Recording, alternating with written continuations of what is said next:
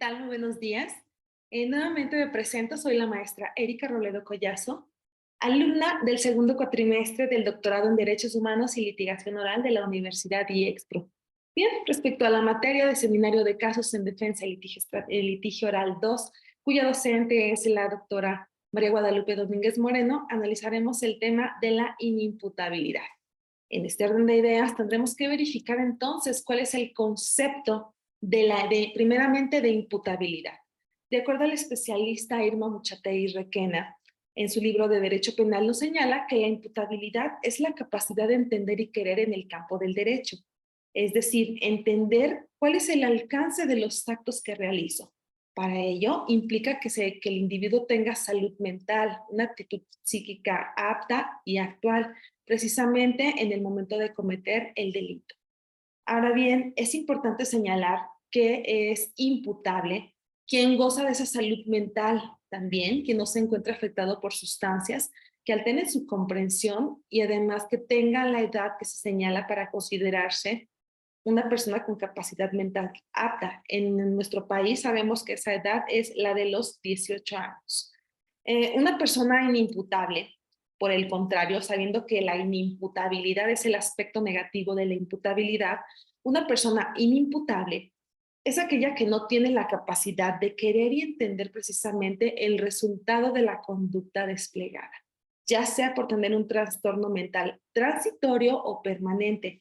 Y en este orden de ideas es importante diferenciar que ese trastorno mental sea transitorio o permanente y que además el mismo haya sido adquirido de forma involuntaria o bien accidental, o por el contrario se haya dado con todo el conocimiento de causa y con la voluntad de querer y obtener el resultado.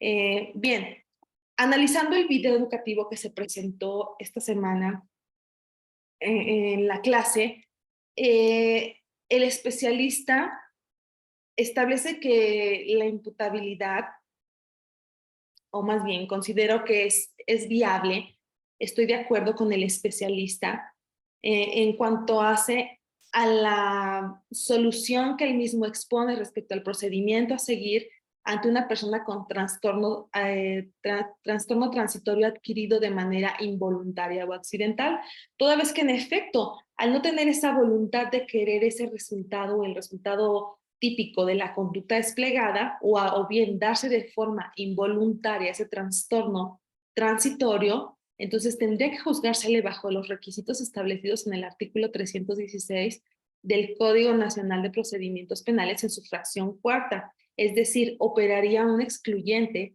de responsabilidad para que no se le vincule a proceso.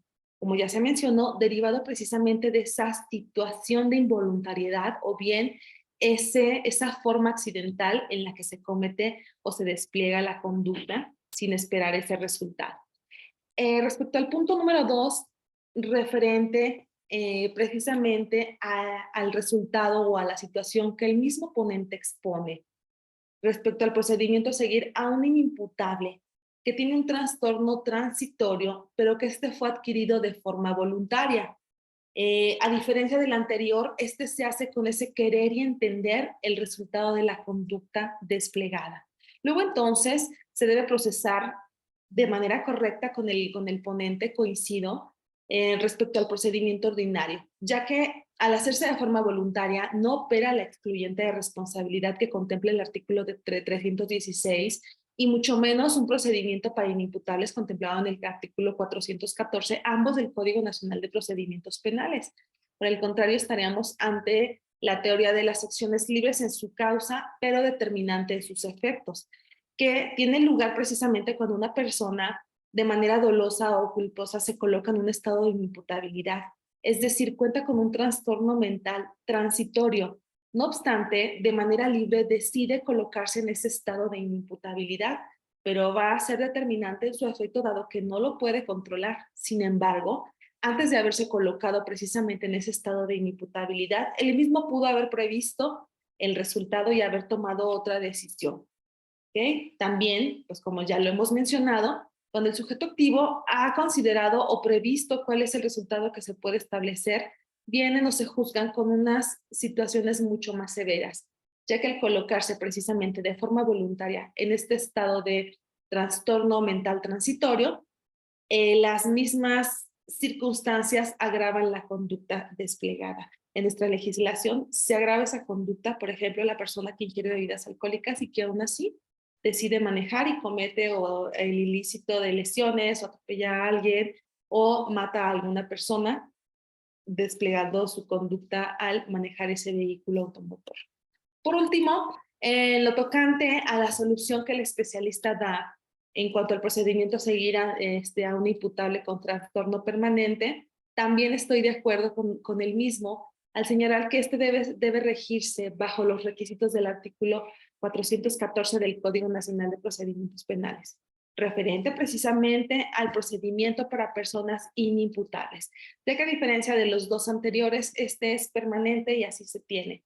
No hay una voluntad o una situación diversa, sino que el mismo trastorno lo maneja de manera permanente, inicial, o ya se cuenta con el mismo. Luego entonces recordemos que el mismo artículo 414 nos señala que dentro de la misma audiencia inicial, cuando el juez de control se percate o verifique que aparecen indicios de que el imputado está en alguno de los supuestos de inimputabilidad que se prevén en la parte general del Código Penal, pues ya sean las partes o inclusive el mismo, podrán determinar que se ordenen la práctica de estos peritajes que determinen si efectivamente la persona es inimputable y en caso de serlo, que de igual manera se señale si esa inimputabilidad es permanente o transitoria, o bien si en su caso esta fue provocada o no por el propio imputado. Bien, espero haber sido clara. Les comento la referencia a efecto de que puedan ahondar un poco más en el tema. Pueden consultar el libro de Amuchategui y de Derecho Penal, editorial es Oxford y es del año 2002. También pueden consultar el Código Nacional de Procedimientos Penales anotado de Ponce J, de editorial Radburg y Ani, en el artículo 414. Y también pueden consultar el video de YouPlus de Ius Puniendi del año 2015, cuyo tema es la inimputabilidad. Hasta la próxima. Gracias.